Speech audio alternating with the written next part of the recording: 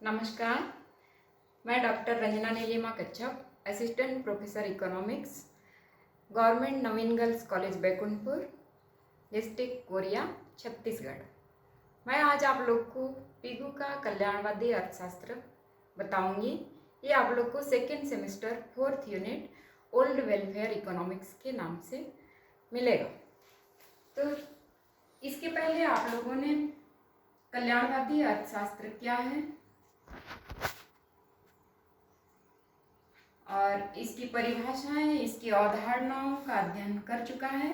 अध्ययन की सुविधा के लिए मैं कल्याणकारी अर्थशास्त्र क्या है इसके बारे में बताना चाहूँगी।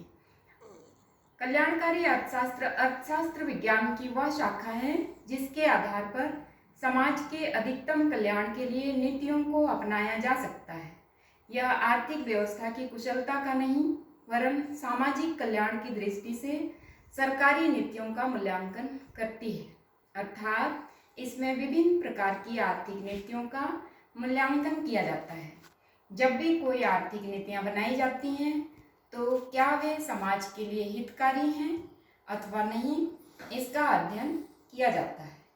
कल्याणकारी अर्थशास्त्र का विचार प्रोफेसर जे बेंथम ने उपयोगितावाद के नाम से बहुत पहले ही दिया था, जिसमें इन्होंने अधिकतम लोगों को अधिकतम सुख का विचार रखा था, किंतु इसे कल्याणकारी अर्थशास्त्र के रूप में नहीं जाना जाता था। अब हम पढ़ेंगे पीगू का कल्याणवादी अर्थशास्त्र, पिगुइयन वेलफेयर इकोनॉमिक्स। कल्याणकारी अर्थशास्त्र का जन्म पीगू से ही माना जाता है। तो हम पीगू के कल्याणवादी अर्थशास्त्र को निम्न बिंदुओं पर अध्ययन करेंगे। सबसे पहले इसकी भूमिका। पीगू के कल्याणवादी अर्थशास्त्र को 3 भागों में अध्ययन करेंगे। पहला कल्याण की अवधारणा, दूसरा कल्याण को अधिकतम करने संबंधी दशाएं और तीसरा कल्याण में वृद्धि करने के नीतिगत सुझाव। इसके पश्चात पीगू के कल्याणवादी अर्थशास्त्र की आलोचनाएं, निष्कर्ष और प्रश्न देखेंगे। तो सबसे पहले हम इसकी भूमिका, इंट्रोडक्शन देखते हैं। प्रोफेसर पीगू का पूरा नाम आर्थर सेसिल पीगू था। पीगू ही सर्वप्रथम ऐसे अर्थशास्त्री थे जिन्होंने कल्याणवादी अर्थशास्त्र को वैज्ञानिक रूप देकर इस विचार को अधिक लोकप्रिय बनाया। इनके पूर्व, जैसा कि मैं पहले बता चुकी, उपयोगितावादी विचारक प्रोफेसर जे बेंथम ने अधिकतम लोगों को अधिकतम सुख का विचार दिया था। इसी विचार के आधार पर प्रोफेसर पीगू ने अपनी प्रसिद्ध पुस्तक कल्याण का अर्थशास्त्र, इकोनॉमिक्स ऑफ वेलफेयर 1920 में लिखकर आर्थिक क्षेत्र में एक नए विचार की संकल्पना को जन्म दिया। इसीलिए प्रोफेसर पीगू को कल्याणवादी अर्थशास्त्र का जनक माना जाता है। प्रोफेसर लिटिल ने भी माना था कि कल्याणवादी अर्थशास्त्र प्रोफेसर पीगू से प्रारंभ होता है। इसके पहले सुख का अर्थशास्त्र था तथा उसके भी पहले धन का अर्थशास्त्र था। आधुनिक अर्थशास्त्री प्रोफेसर पीगू के कल्याणवादी अर्थशास्त्र को प्राचीन कल्याणवादी अर्थशास्त्र, ओल्ड वेलफेयर इकोनॉमिक्स के नाम से जानते हैं।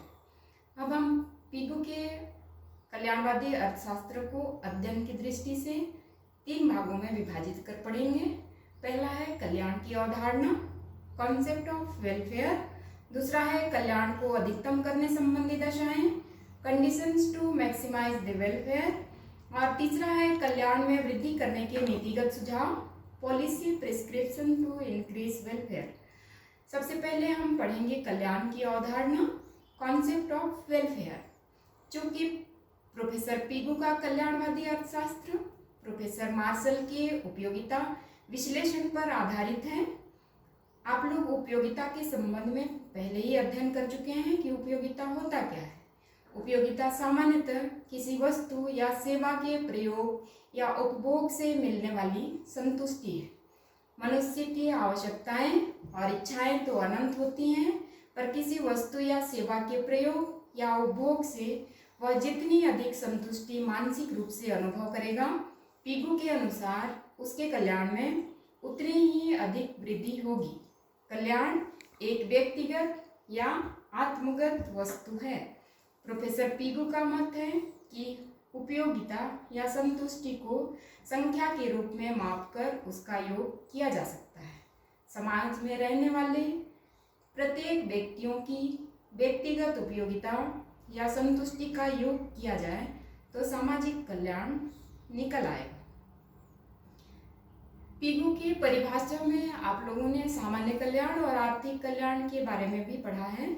सामान्य कल्याण क्या होता है? यह एक व्यापक शब्द है। इसका अभिप्राय एक मनुष्य अथवा समाज के संपूर्ण कल्याण से होता है। इसमें किसी एक व्यक्ति या संपूर्ण समाज को आर्थिक और अनार्थिक वस्तुओं व सेवाओं से प्राप्त होने वाली संतुष्टियों का योग किया जाता है। और दूसरा आर्थिक कल्याण, तो पीगू के अनुसार आर्थिक कल्याण सामाजिक कल्याण का वह भाग है जिसे मुद्रा रूपी मापदंड से मापा जा सकता है। पीगू के अनुसार केवल मुद्रा के माध्यम से विनिमय योग्य वस्तुएं ही आर्थिक कल्याण में शामिल है। इसे एक एग्जाम्पल से समझा जा सकता है। मैंने यहाँ पर डॉक्टर का एग्जाम्पल लिया है। आप लोग डॉक्टर, नर्स, टीचर, वकील या नौकर किसी का भी एग्जाम्पल ले सकते हैं। मैंने यहाँ पर डॉक्टर का एग्जाम्पल लिया। माना कि कोई डॉक्टर है और वो अपने घर में अपनी फैमिली का ट्रीटमेंट करता है। उसके बदले उसको कोई भी आर्थिक लाभ की प्राप्ति नहीं होती है क्योंकि वो अपने घर में सेवा दे रहा है। माना कि वही डॉक्टर अपने क्लिनिक में जाता है या हॉस्पिटल में जाता है तो उसके बदले में उसको आय की प्राप्ति होती है, तब वो आर्थिक कल्याण में शामिल होगा। और यदि वो घर में सेवाएं देता है तो वो आर्थिक कल्याण में शामिल नहीं होगा। दूसरा है कल्याण को अधिकतम करने संबंधी दशाएं, conditions to maximise the welfare. कल्याण को अधिकतम करने संबंधी दशाओं के लिए पीगू की कुछ मान्यताएं हैं। पहला है अधिकतम संतुष्टि, तो उपभोक्ता का व्यवहार विवेकशील पाया जाता है। पीगू ने भी माना कि उपभोक्ता विवेकशील प्राणी होता है और उसका व्यवहार विवेकशील पाया जाता है। वह वस्तुओं और सेवाओं का प्रयोग इस उद्देश्य से करता है कि वह अधिकतम संतुष्टि को प्राप्त कर सके। दूसरा है तुलना, कंपैरिजन। व्यक्ति स्वयं द्वारा उपभोग की गई वस्तुओं की मात्राओं से प्राप्त संतुष्टि को दूसरे व्यक्ति द्वारा उपभोग की गई वस्तुओं की मात्राओं से प्राप्त संतुष्टि की तुलना कर सकता है। नेक्स्ट है संतुष्टि के लिए समान क्षमता, इक्वल कैपेसिटी फॉर सेटिस्फैक्शन। एक ही समुदाय अथवा देश में विभिन्न व्यक्ति एक समान परिस्थितियों में एक समान वास्तविक आय से समान संतुष्टि प्राप्त करते हैं। अर्थात धनी और गरीब व्यक्तियों की एक दी हुई आय से संतुष्टि प्राप्त करने की क्षमता समान होती है।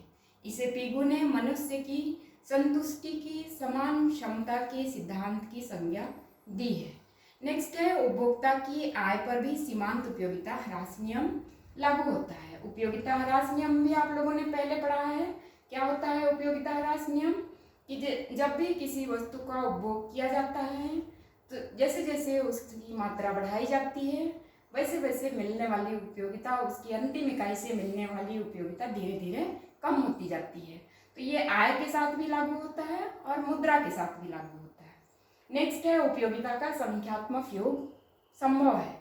तो चूंकि यहाँ पर पीगू ने कहा कि उपयोगिता को आर्थिक कल्याण को मुद्रा रूपी मापदंड से मापा जा सकता है, तो यहाँ पर उसका संख्यात्मक योग भी संभव है।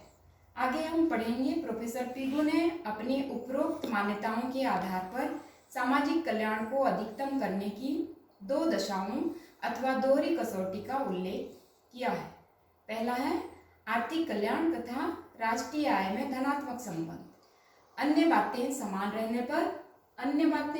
रहने का मतलब उपभोक्ता की आय, रुचि, आदत, फैशन आदि में परिवर्तन न हो तो, तथा उत्पादन के साधनों की पूर्ति दी हो तो एक देश की राष्ट्रीय आय में वृद्धि होने पर आर्थिक कल्याण भी बढ़ता है तथा राष्ट्रीय आय में कमी होने पर आर्थिक कल्याण भी घटता है।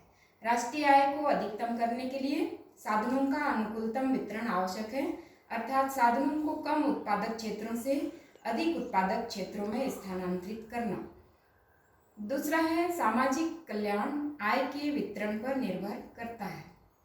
आय पर चूंकि सीमांत उपयोगिता ह्रास नियम लागू होता है, जैसा कि मैंने पहले बता चुकी आप लोगों को, तथा धनी लोगों के लिए मुद्रा की सीमांत उपयोगिता कम होती है। अतः यदि राष्ट्रीय आय में कोई परिवर्तन न हो तो समाज के धनी वर्ग से वास्तविक आय लेकर गरीब व्यक्तियों को हस्तांतरित किया जाए तो आर्थिक कल्याण में वृद्धि होगी। उपरोक्त विचार दोहरी कसौटी पर आधारित है। पहली कसौटी कि वस्तुओं के प्रयोग से प्रत्येक व्यक्ति को समान उपयोगिता मिलती है। साधनों के अनुकूलतम वितरण की बात कही गई है, अर्थात उत्पत्ति के साधनों को कम उत्पादक क्षेत्रों से अधिक उत्पादक क्षेत्रों में हस्तांतरित करना। इससे निश्चित ही आय में वृद्धि होगी। आय बढ़ने से कल्याण में वृद्धि होगी, पर ध्यान देने वाली बात यह है कि इससे किसी दूसरी वस्तु की मात्रा में कमी नहीं होनी चाहिए तथा निर्धन वर्गों की आय में अंश मात्र भी गिरावट नहीं आनी चाहिए, तब तो कल्याण में वृद्धि होगी। दूसरी कसौटी कि मौद्रिक आय बढ़ने पर मुद्रा की सीमांत उपयोगिता कम होती है। अर्थव्यवस्था में आय के वितरण से निर्धन वर्गों की आय को कम किए बिना आय में सुधार होता है तो निश्चित ही आर्थिक कल्याण में वृद्धि होगी। अर्थात धनी लोगों से वास्तविक आय लेकर गरीबों के कल्याण पर यदि खर्च किया जाए तो आर्थिक कल्याण निश्चित ही बढ़ेगी। नेक्स्ट हम सामाजिक कल्याण को अधिकतम करने के उपाय, प्रोफेसर पिगू ने सामाजिक कल्याण को कैसे अधिकतम किया जाए इसके संबंध में कुछ उपाय बताए हैं। पहला है उत्पादन में वृद्धि को प्रोत्साहित करना।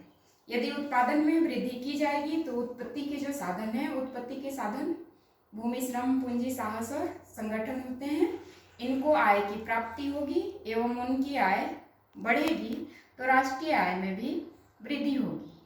नेक्स्ट है गरीबों द्वारा उपयोग में लाई जाने वाली वस्तुओं के उत्पादन की मात्रा में वृद्धि। तो गरीबों के द्वारा जिन वस्तुओं के का उपभोग किया जाता है उन वस्तुओं के उत्पादन में यदि वृद्धि की जाए तो वो आसानी से उनको उपलब्ध होगी और आर्थिक कल्याण या सामाजिक कल्याण में भी वृद्धि होगी। नेक्स्ट है आय और धन की असमानता कम करना।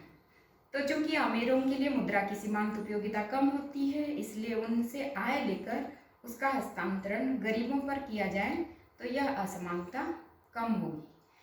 नेक्स्ट है गरीबों को निःशुल्क शिक्षा, स्वास्थ्य आदि सुविधा मुहैया कराई जाए तो भी कल्याण में वृद्धि होगी, क्योंकि गरीब ये सब जो निःशुल्क शिक्षा और स्वास्थ्य की सुविधा यदि उनको मिल जाए तो वो शिक्षित हो जाएंगे और स्वास्थ्य के क्षेत्र में भी उनको आसानी से स्वास्थ्य लाभ मिल सकता है। इससे उनके कल्याण में वृद्धि होगी। नेक्स्ट है विलासितापूर्ण उपभोग पर रोक लगाई जाए। इसलिए रोक लगाई जाए क्योंकि समाज में विलासितापूर्ण वस्तुओं का उपभोग अमीर वर्ग करता है। क्योंकि समाज में गरीब और अमीर दोनों रहते हैं और उनका देखा देखी गरीब वर्ग भी उस ओर दौड़ लगाना शुरू करता है। यदि ये विलासितापूर्ण उपभोग की वस्तुएं ही ना रहें तो अनावश्यक गरीब उस ओर नहीं दौड़ेगा। इसलिए यदि इस पर रोक लगाई जाए तो इससे भी आर्थिक कल्याण में वृद्धि हो सकती है। नेक्स्ट है कल्याणकारी कार्यक्रम संचालित किए जाने चाहिए। तो सरकार द्वारा समय समय पर कल्याणकारी कार्यक्रम संचालित किए जाएं जिससे गरीबों का कल्याण हो और समाज का कल्याण बढ़े। तीसरा है कल्याण में वृद्धि के लिए नीतिगत सुझाव, policy prescription to increase welfare. इसमें पहला है विशुद्ध राष्ट्रीय आय की मात्रा, quantity of net national income. यदि विशुद्ध राष्ट्रीय आय की मात्रा में वृद्धि होती है तो आर्थिक कल्याण में भी वृद्धि होगी। नेक्स्ट है राष्ट्रीय आय का वितरण, डिस्ट्रीब्यूशन ऑफ नेशनल इनकम। तो राष्ट्रीय आय का वितरण यदि अमीर और गरीब वर्ग दोनों में समान हो, जैसे कि आप लोग जानते हैं कि समाज में अमीर और गरीब दोनों वर्ग होता है, और यदि आय का वितरण असमान हो तो अमीर और गरीब होता चला जाता है और इनके बीच में गहरी खाई उत्पन्न होती है। और यदि समान वितरण इसका किया जाए तो राष्ट्रीय आय में वृद्धि होगी और इससे कल्याण भी बढ़ेगा। नेक्स्ट है उत्पादन की विधि, मेथड्स ऑफ प्रोडक्शन। तो उत्पादन की विधि ऐसी हो जिससे श्रमिकों का शोषण न हो तो आर्थिक कल्याण बढ़ेगा। नेक्स्ट है उत्पादन संरचना, स्ट्रक्चर ऑफ प्रोडक्शन। उत्पादन संरचना ऐसी हो कि कुल उत्पादन में श्रमिकों एवं सामान्य लोगों के द्वारा उपभोग की जाने वाली वस्तुओं एवं सेवाओं की मात्रा अधिक हो तो आर्थिक कल्याण बढ़ता है। प्रोफेसर पीगू ने आर्थिक कल्याण को अधिकतम करने के लिए आर्थिक संसाधनों के अनुकूलतम प्रयोग को सर्वाधिक महत्व दिया है। अनुकूलतम प्रयोग के लिए कुछ उन्होंने सुझाव दिए। इसमें पहला है सामाजिक नियंत्रण, सोशल कंट्रोल। अब कोई भी उत्पादक सामाजिक लाभ को ध्यान में रखकर उत्पादन करे तो आर्थिक कल्याण बढ़ता है। और यदि किसी उत्पादक से समाज पर, उसके उत्पादन से समाज पर बुरा प्रभाव पड़े तो सरकार या राज्य को हस्तक्षेप करना चाहिए। उदाहरण के लिए सरकार धुआं उत्पन्न करने वाली फैक्ट्री के मालिक को यह कह सकती है कि उस फैक्ट्री के आसपास के लोगों की धुएं से रक्षा करे।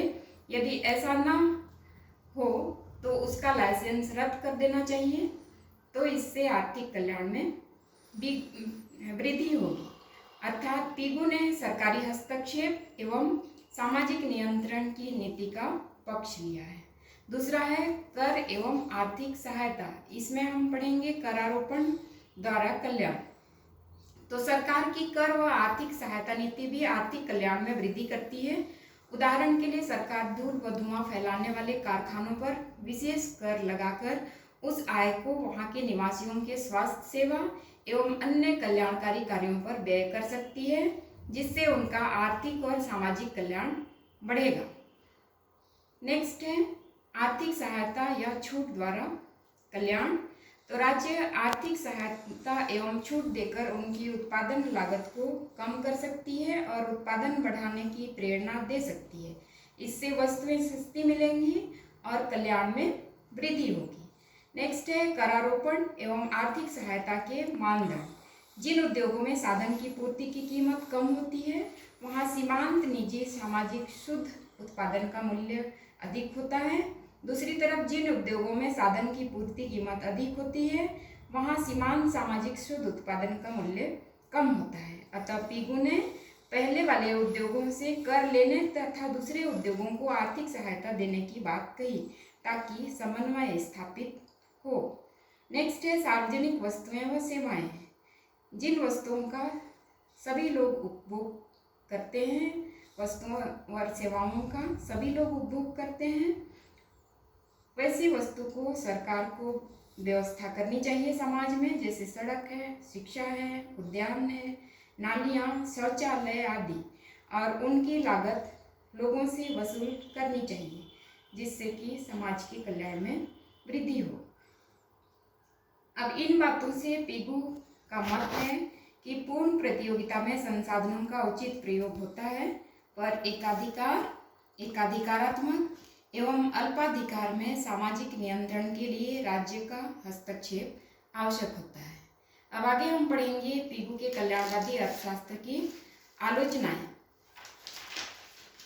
पहला पॉइंट है अधिकतम कल्याण की अवधारणा।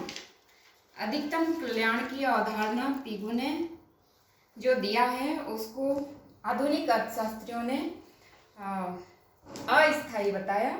जैसे कि राष्ट्रीय आय बढ़ने से आर्थिक कल्याण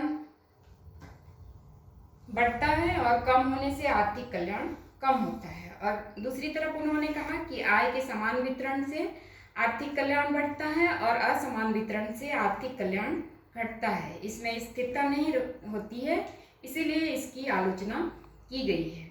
दूसरा है कल्याण की माप। प्रोफेसर पीगू ने उपयोगिता की माप संख्या में संभव माना है, किंतु उपयोगिता आत्मगत होती है, वस्तुगत नहीं। क्योंकि उपयोगिता को महसूस किया जाता है, इसलिए आर्थिक कल्याण भी मानसिक दशा पर निर्भर करेगी, न कि उसकी माप पर निर्भर करेगी। इसलिए माना गया है कि इसकी माप संभव नहीं है। नेक्स्ट है राष्ट्रीय आय आर्थिक कल्याण का सही माप नहीं। राष्ट्रीय आय के आधार पर आर्थिक कल्याण की माप भी सही नहीं है। इसकी गणना करना कठिन है क्योंकि स्फीति की दशा में राष्ट्रीय आय बढ़ने पर भी आर्थिक कल्याण घटता है, क्योंकि स्फीति की दशा में जो गरीब हैं इन पर बुरा प्रभाव पड़ता है। नेक्स्ट है उपयोगिता की तुलना। तो जैसा कि प्रोफेसर पीगू ने कहा कि उपयोगिता की तुलना कर सकते हैं, लेकिन सरकार की एक नीति से अमीरों और गरीबों को अलग अलग कितना लाभ हुआ यह ज्ञात करना कठिन है। इसलिए एक व्यक्ति को कितनी उपयोगिता मिली या उसके कल्याण में कितनी वृद्धि हुई और दूसरे व्यक्ति के कल्याण में कितनी वृद्धि हुई, इसकी तुलना करना कठिन है, इसलिए इसकी आलोचना हुई। अगला है नीतिगत अवधारणा। प्रोफेसर रॉबिन्स के अनुसार कल्याण एक नीतिगत सिद्धांत पर आधारित है, न कि वैज्ञानिक पर। चूंकि अर्थशास्त्र एक वास्तविक विज्ञान है, अतः उसका आदर्श अथवा कल्याण या नीतिगत विचार से कोई संबंध नहीं है। अब हम इसका निष्कर्ष देखेंगे। निष्कर्ष के रूप में कह सकते हैं कि पीगू का कल्याणवादी अर्थशास्त्र गणनावाचक उपयोगिता विश्लेषण पर आधारित है। केवल ऐसी वस्तुएं और सेवाएं ही आर्थिक कल्याण में शामिल की जाती हैं जिनको कि मुद्रा के माध्यम से विनिमय किया जा सकता है। गैर आर्थिक कल्याण की व्याख्या उन्होंने नहीं की। तमाम आलोचनाओं के बाद भी स्वीकार करना चाहिए कि प्रोफेसर पीगू ने कल्याणवादी अर्थशास्त्र को एक नई दिशा दी। इसमें एक प्रश्न मैंने दिया है, पीगू के कल्याणवादी अर्थशास्त्र की आलोचनात्मक व्याख्या कीजिए। आशा है इस व्याख्यान से आपको अपने अध्ययन में सुविधा मिलेगी। Thank you.